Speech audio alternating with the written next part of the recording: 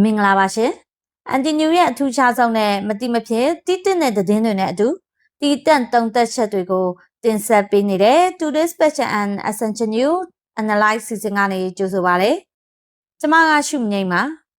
ဒီကနေ့ဩဂုတ်လ29ရက်နေ့အစီအစဉ်မှာတော့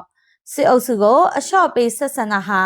ပြည်သူကိုတက်ခွင့်ပေးနေတာပဲလို့ကုလသမဂ္ဂမှတန်အမတ်ကြီးဦးကျော်မိုးထွန်းတတိပေးလိုက်တဲ့တဲ့KP အပအဝင်မိုဘိုင်းဘဏ်အကောင့်တွေပိတ်မယ်ဆိုတဲ့သတင်းကြောင့်ထိုင်းမြန်မာနယ်စပ်ငွေဈေးကွက်ကြရက်ထသွားတဲ့အခြေအနေဗိုလ်မှူးကြီးအဆင့်ကိုရှင်းပြီးအလင်းဝင်ရင်ကျပ်သိန်း1000ထိစုချမယ်လို့တရက်ခရိုင်ပါကဖာကစစ်မှုထမ်းပါစတွေကိုဆွဲဆောင်လိုက်တဲ့တဲ့မင်းလာဖက်စစ်တောင်ထိုးလာတဲ့စစ်တပ်တိုက်ခိုက်ခံရလို့စစ်သား50နီးပါးတေဆုံးဒဏ်ရာရပြီးစုပ်ပြေးသွားရတဲ့တဲ့အကျိုးစီးပွားကြောင့်မင်းအွန်လိုင်းကိုတရားဝင်ခရီးဖိတ်ခေါ်ပြီးတန်တမန်ထွက်ပေါက်ပေးလိုက်တဲ့ VNN တမဒါရဲ့လောက်ရနဲ့စွန်လွတ်ချိန်မုတ်ခိုစားရင်ကနေမူရစေးပါပေါ်သွားလို့တင်ငန်းချုပ်ခံလိုက်ရတဲ့ထိုင်းဖုန်ကြီးသတင်းတွေကိုအန်တီနျူရဲ့တီတန့်ဆန်းစစ်ချက်တွေနဲ့အတူပြည့်စုံစွာတင်ဆက်ပေးသွားပါမယ်ရှင်။ထမဆုံးသတင်းအနေနဲ့ပြည်သူလူထုကိုစားနပ်ရိက္ခာငတ်မအောင်ရည်ရွယ်ချက်ရှိလှုပ်ဆောင်နေတဲ့တရားမဝင်စစ်အုပ်စုကိုထိရောက်စွာအရေးယူပေးဖို့ကုလသမဂ္ဂလုံခြုံရေးကောင်စီတကားဖွင့်အစည်းအဝေးမှာ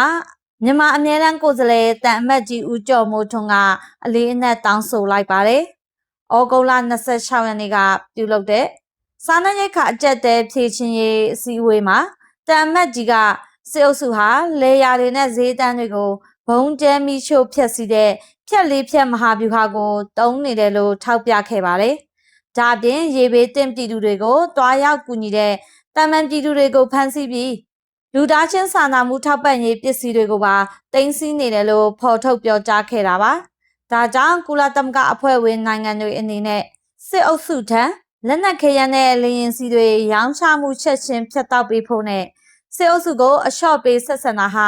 ရာဇဝတ်မှုတွေကိုပိုပြီးရဲတင်စေကပြည်သူကိုတက်ခွင့်ပေးနေတာဖြစ်တယ်လို့တန်အမတ်ကြီးဦးကျော်မိုးထွန်းကပြင်းထန်စွာတတိပေးပြောကြားခဲ့ပါတယ်။တန်အမတ်ကြီးဦးကျော်မိုးထွန်းရဲ့ထောက်ပြချက်ဟာစစ်အုပ်စုရဲ့ရက်စက်မှုကိုမီးမောင်းထိုးပြလိုက်တာဖြစ်ပြီး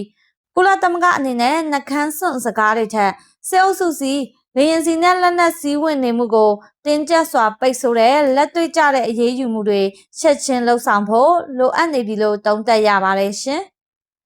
ဒုတိယသတင်းအနေနဲ့ပြည်ပရောက်မြန်မာတွေအသုံးပြုနေတဲ့ KP အပါအဝင်မိုဘိုင်းဘဏ်အကောင့်တွေကိုစစ်အုပ်စုဗဟိုဘဏ်ကနီးပညာအရာကန့်သက်ပိတ်ပင်မယ်ဆိုတဲ့သတင်းပြန့်နှံ့လာတာကြောင့်နေဆက်မှာကျပ်ငွေအလူရဲ့လဲလှယ်သူတွေများပြားပြီးကျပ်ငွေတန်ဖိုးထပ်မံကျဆင်းသွားပါတယ်။ဩဂုတ်လ28ရက်ကိုနောက်ဆုံးထားပြီး IP address နဲ့တီနေရအခြေပြုကန့်သက်ချက်တွေပြုလုပ်ဖို့ပုဂ္ဂလိကဘဏ်တွေကိုညွှန်ကြားထားတဲ့ဆိုတဲ့စာရွက်ပြန့်နှံ့ခဲ့ပြီးနောက်မဲဆောက်ရှင်းမိုင်နဲ့မဟာချိုင်တို့မှာ KB ကနေတဆင်းဘဏ်ငွေကိုပြောင်းလဲသူများပြားလာခဲ့တာပါ။ဩဂုတ်လ29ရက်မနက်ပိုင်းမှာမြန်မာကျပ်ငွေ3သိန်းကို952ဘတ်အထိဈေးနှိမ်ခံပြီးလဲလှယ်နေကြရပါတယ်။စေအုပ်စုကတော်လန်ရေးထောက်ပို့တွေကိုပြစ်မှတ်ထားညှဉ်းပန်းဖို့စ조사နေတယ်လို့သုံးသပ်ကြပေမဲ့တရားဝင်ထုတ်ပြန်ချက်မရှိသေးတာကြောင့်စိုးရိမ်လို့မြည်ဈေးနှိမ်ခံကငွေမလဲကြဖို့ငွေလဲလုပ်ငန်းလုပ်သူတွေကတိုက်တွန်းထားပါတယ်။တစ်ဖက်မှာလည်း KBZ ဘဏ်ကဒေတာပေါက်ကြားမှုမရှိကြောင်းနဲ့စနစ်တွေလုံခြုံမှုရှိတယ်လို့ထုတ်ပြန်ထားပြီးသုံးစွဲသူတွေအနေနဲ့ 2FA နဲ့လုံခြုံရေးစနစ်တွေမြင့်တင်ထားကြဖို့တတိပေးထားပါတယ်။စေအုပ်စုဟာတော်လန်ရေးဘဏ္ဍာငွေစီးဆင်းမှုကိုပိတ်ပင်ဖို့နှီးမျိုးစုံနဲ့တုံးနေပေမဲ့ဒီလိုကန့်သက်ချက်တွေဟာဒီပရောက်ရွှေ့ပြောင်းလောက်တာတွေနဲ့မိသားစုတွေကြားငွေလွှဲပြောင်းမှုကိုပါရိုက်ခတ်စေပါတယ်။ပြည်သူတွေအနေနဲ့သတင်းအမှားတွေကြောင့်စိုးရိမ်တကြီးငွေလဲပြီးဈေးနှိမ်ခံရမှုမဖြစ်အောင်တတိထားကြဖို့လိုတယ်လို့တိုက်တွန်းလိုက်ပါတယ်ရှင်။တတိယသတင်းအနေနဲ့မကွေးတိုင်းမင်းတုံးမြို့နယ်ရခိုင်ရိုးမဖက်ကိုစစ်ကြောင်းထိုးဖို့ရောက်ရှိနေတဲ့စစ်မှုထမ်းပါစာတပ်သားတွေအနေနဲ့တပ်အရာရှိတွေကိုရှင်းလင်းပြီးအလင်းဝင်လာရင်ကျပ်သိန်း1000ထိစုချမြင့်မယ်လို့တရက်ခရိုင်ပါကဖာတာဝန်ခံကိုဘဟင်းကထုတ်ပြန်လိုက်ပါတယ်။ဗိုလ်မှူးကြီးအဆင့်ကိုရှင်းပြီးလာသူကိုကျပ်သိန်း1000ဒုဗိုလ်မှူးကြီးကိုသိန်း900ဗိုလ်မှူးကိုသိန်း900နဲ့အောက်ရှိအရာရှိအလိုက်စုကြေးတွေတတ်မှတ်ပေးထားတာပါ။ရာသီဥတုဆိုးရပြီးငှက်ဖျားယောဂထူထပ်တဲ့ ရခိုင်ယုံမဘော်ကိုတက်ခိုင်တာဟာစစ်အုပ်စုရဲ့လူစိတ်မရှိတဲ့အမိန့်ဖြစ်ပြီးစစ်မှုထမ်းတွေကိုတေသွင်းထဲပို့နေတာလို့ဆိုပါတယ်။ဒါအပြင်လက်နက်ပါအောင်ယူဆောင်လာရင်အကာအကွယ်အပြည့်အဝပေးသွားမှာဖြစ်ပြီးအရင်အလင်းဝင်လာတဲ့စစ်မှုထမ်းတွေဟာလည်းဘေးကင်းလုံခြုံစွာနားခိုနေကြပြီလို့အသိပေးထားပါတယ်။လက်ရှိမှာအင်အားထောင်နဲ့ရှိတဲ့စစ်တပ်ဟာမင်းတုံးနယ်ကနေရခိုင်ယုံမစီဦးတည်နေပြီးအေးသိမ်းထားတဲ့တောင်ကုန်းမြို့ကိုပြန်စစ်ကြောင်းထိုးဖို့စ조사နေတာဖြစ်တယ်လို့သိရပါတယ်။အတမစစ်မှုထမ်းခိုင်းခံရတဲ့လူငယ်တွေကိုစစ်အုပ်စုကအကာအကွယ်မဲ့ရခိုင်ယုံမထဲတေသွင်းတူခိုင်းနေချိန်မှာပကဖရဲ့ဒီလိုစုကြေးပေးဆွဲဆောင်မှုဟာစစ်တပ်အတွက်တပ်ပြတ်စိတ်ဝေဒနာကိုပိုပြီးကြီးမားစေမှာဖြစ်တယ်လို့အောက်ခြေစစ်မှုထမ်းတွေအတွက်လည်းတေသွင်းကလွတ်မြောက်မဲ့လမ်းစာတစ်ခုဖြစ်လာနိုင်တယ်လို့သုံးသပ်ရပါတယ်ရှင်။စတုဒ္ဒသတင်းအနေနဲ့မကွေးတိုင်းမင်းလာမြို့နယ်ရှမ်းတပ်ရဲစခန်းဘက်ကိုစစ်ကြောင်းထိုးလာတဲ့စစ်တပ်ကိုတော်လှန်ရေးတပ်ဖွဲ့တွေကတိုက်ခိုက်ခဲ့တာကြောင့်စစ်သား20ကျော်တေဆုံးပြီး30ဝန်းကျင်ဒဏ်ရာရရှိသွားတယ်လို့ဗမာပြည်ကာကွယ်ရေးတပ် USPA ကထုတ်ပြန်လိုက်ပါတယ်။ဩဂုတ်လ20ရက်နေ့ကလေးကမင်းတုံဘက်ကနေအင်အား100ဝန်းကျင်နဲ့ထိုးလာတဲ့စစ်တပ်ဟာဩဂုတ်လ23ရက်ညပိုင်းမှာတိုက်ခိုက်ခံရပြီးစစ်ကြောင်းပြတ်သွားခဲ့တာပါ။ဒါကြောင့်လေကြောင်းလက်နက်ကြီးနဲ့ဒရုန်းပစ်ကူတွေအလွန်အကျွံသုံးပြီးကြောက်တိုင်အထိုင်စခန်းအထိနောက်ပြန်ဆုတ်ပြေးသွားခဲ့ရက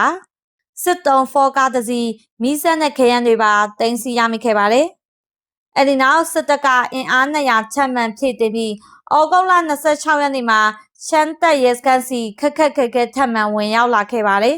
။ USPA ပြန်ကြားရေးတာဝန်ခံကိုတာရှိုးကမင်းတုံးနယ်တွင်စစ်တပ်အင်အား3000ကျော်ထိဖြည့်တင်ထားပြီးစစ်ကြောင်းရှေ့တိုးနောက်ဆုတ်ရှိနိုင်တာကြောင့်ပြည်သူတွေစစ်ရေးတတိထားကြဖို့အသိပေးထားပါတယ်။မကွေးနဲ့ရခိုင်ဆက်မှာစစ်ကြောင်းထိုးလာတဲ့စစ်တပ်ဟာမြေပြင်မှာအထိနာလွန်းလို့လေကြောင်းနဲ့ဒရုန်းပစ်ကူကိုပဲအားကိုးပြီးစုပ်ပြေးနေရတာပါ။အင်အားထပ်ဖြည့်နေပေမဲ့တော်လှန်ရေးတပ်ဖွဲ့တွေရဲ့ပိတ်ဆို့တိုက်ခိုက်မှုကြောင့်စစ်အုပ်စုရဲ့ရခိုင်နယ်မြေပြန်လူရေးစစ်စင်ရေးဟာအကြီးအကျယ်အကျက်ရိုက်နေတယ်လို့သုံးသပ်ရပါတယ်ရှင်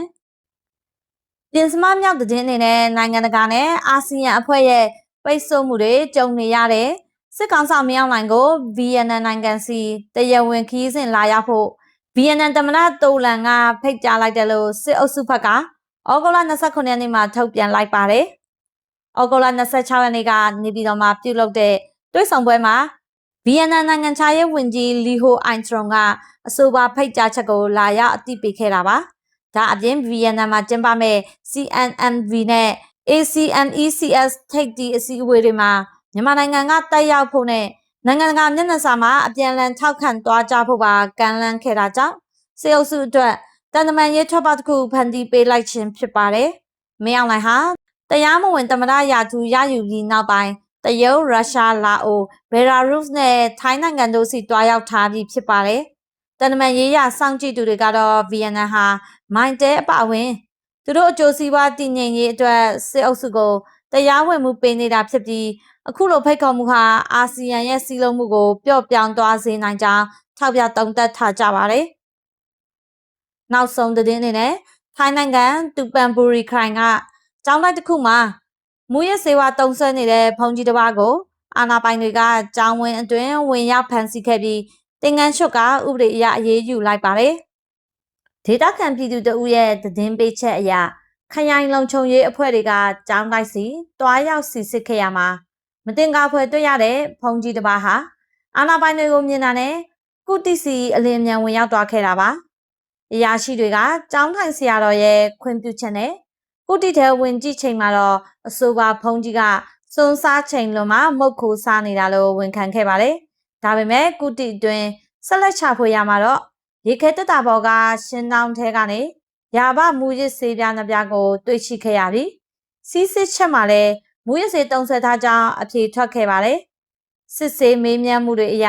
၎င်းဟာမနက်ပိုင်းကမှမူရစ်ဆေးတုံးဆွဲခဲ့ကြောင်းဝန်ခံခဲ့ပြီးမူရစ်ဆေးဝါးနဲ့လူရဲမှုတွေနဲ့15ကြိမ်ထိကြာဖူးသူဖြစ်ကြောင်းစီစစ်တွေ့ရှိခဲ့ရပါတယ်။လက်ရှိမှာတော့အဆိုပါဖုန်းကြီးကိုတင်ကန်းရှုလူဝတ်လဲစေခဲ့ပြီးမူရစ်ဆေးဝါးလက်ဝယ်ထားချိမှုတုံးဆွဲမှုတို့နဲ့တူပန်ပူရီရဲစခန်းမှာအရေးယူဆောင်ရွက်ထားပါတယ်။ဒါတွေကတော့အန်တီနျူကနေနေ့စဉ်တင်ဆက်ပေးနေတဲ့ မတိမဖြစ်တည်ထားတင်တယ်လို့အထူးခြားဆုံးနဲ့ရိုက်ခတ်မှုကြီးတဲ့သတင်းတွေကိုတင်ဆက်ပေးခဲ့တာဖြစ်ပါတယ်အဆုံးထိကြည့်ရှုပေးခဲ့တဲ့အတွက်ကျေးဇူးအထူးတင်ရှိပါတယ်တော်လိုင်းရင်အင်အားစုတွေပြည်တွင်းပြည်ပကမြန်မာပြည်သူတွေအားလုံးဘေးအန္တရာယ်ကင်းရှင်းပြီးတော်လိုင်းရင်အောင်ပွဲကိုအတူတကွဖော်ဆောင်နိုင်ကြပါစေလို့အန်တီနျူအဖွဲ့သားတွေကစုမကောင်းတောင်းပေးလိုက်ပါတယ်နောက်ဆုံးရသတင်းအချက်လက်တွေနဲ့အတူသတင်းစမ်းစစ်ချက်တွေကိုအချိန်နဲ့တပြေးညီစောင့်ကြည့်နိုင်ဖို့ကျမတို့ရဲ့ Anti News Channel ကို Like, Share နဲ့ Subscribe လုပ်ထားပေးကြပါအောင်ရှင်အားလုံးပဲကိုယ်စိတ်နှပြကျန်းမာချမ်းသာကြပါစေရှင်ကျေးဇူးတင်ပါတယ်ကျမရှုမြိန်ပါ